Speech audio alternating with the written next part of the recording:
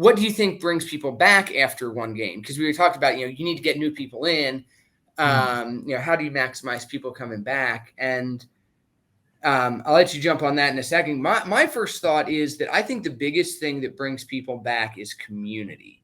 You touched on that briefly earlier. Like, I think people coming back or not coming back, sometimes it has to do with the quality of the gameplay or, whatever else. But I think more often than not, it's the people. Did they have a good experience or did they have a bad experience with the people that they met there? And that's, that's where they, if it's sort of incumbent on if us as participants in the industry, if we want the industry to, if we want to have good games and have lots of people attending and, lots of opportunities to play, the biggest influence on that is us. How do we treat people when they show up?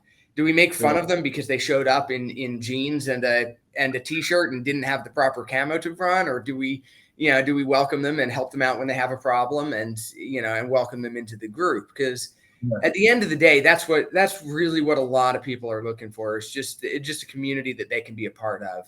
I think that's the biggest thing that brings people back. No, I agree with you. I mean, you hit the nail on the head with that one.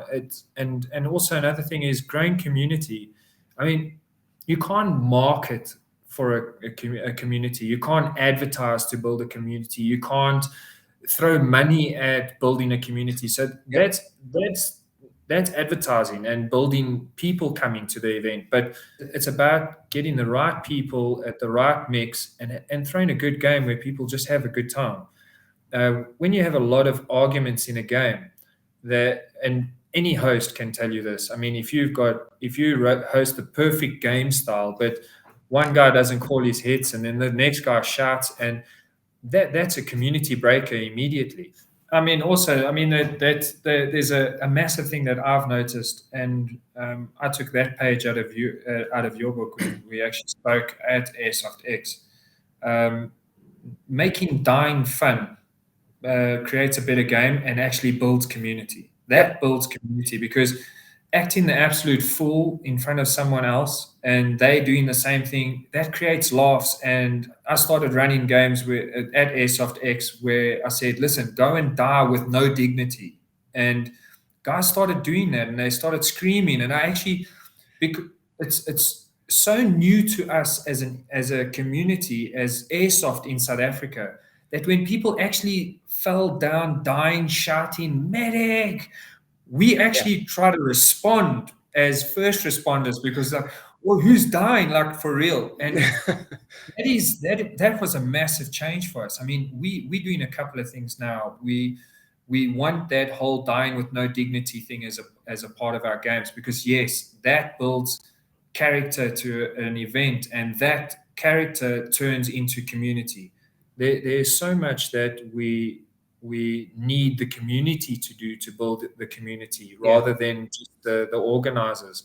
And I've only learned that now recently because I was a player and I moaned about the organizer. I'm like, come on, this organizer doesn't know what he's doing. Come on, but until you've actually hosted a game and figured it out, you're not going to really understand the work that goes into building the event and the community. So that's something we got to all build together. Building a community is not easy. Yeah, it's not easy. It's not, and it's not some. There's no foolproof plan to it, and there's no faking it. Like, and this is something that I've realized, but I think is very important, regardless of what type of community you're trying to build or what type of culture you're trying. If you're trying to build a good culture, because that's really what we're talking about, is building a good culture within a group, and that goes for whether you're talking about something like Airsoft or whether you're talking about like a business. I strongly believe it can't be faked. Like, you can't fake treating people well. You can't fake caring about people. You either care about people and treat them well, or you don't. And you can you can follow all sorts of rules to fake treating them well, to act like you care about them. They're going to know whether or not you actually care about. Like, people are not stupid. They're, so you can't we can't fake it. We can't just, pretend.